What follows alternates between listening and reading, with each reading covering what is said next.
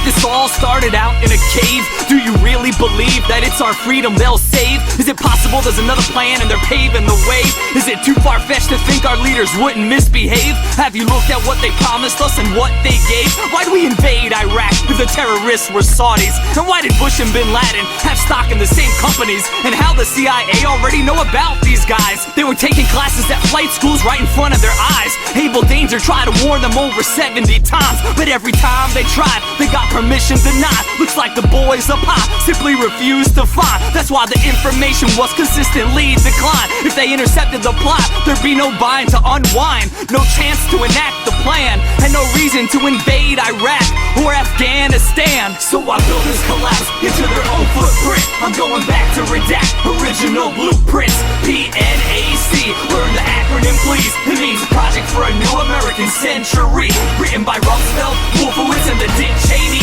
They're eradicating Muslims in the name of you and me. It's a part of their coup, it's a call to arms. That's why they wrote it in quote, we need a new Pearl Harbor. Demand a new investigation, then they tell you to shush. But what they don't tell you is World Trade Security was owned by Marvin Bush, and that 2 weeks before, they evacuated several floors. What the fuck were they doing there, behind closed doors? Just a routine inspection, they weren't planting explosives. Sorry, there's no video, it's already gone through deletion, and it's too difficult to deploy for them to follow to completion. Well, I'm here to ask certain characters questions. It's about time the character comes into question. Like who appointed the commission to investigate 9/11? And how come it doesn't even mention what happened to World Trade Center 7? How could a third building implode if it wasn't hit by anything? And why'd the BBC report the fall 20 minutes early? The only way they could have known is if someone already knew. Watch a reporter report the shit with the building in plain view. Go ahead, check out the video, Google it on YouTube. So why buildings collapse into their own footprint? I'm going back to redact original blueprints.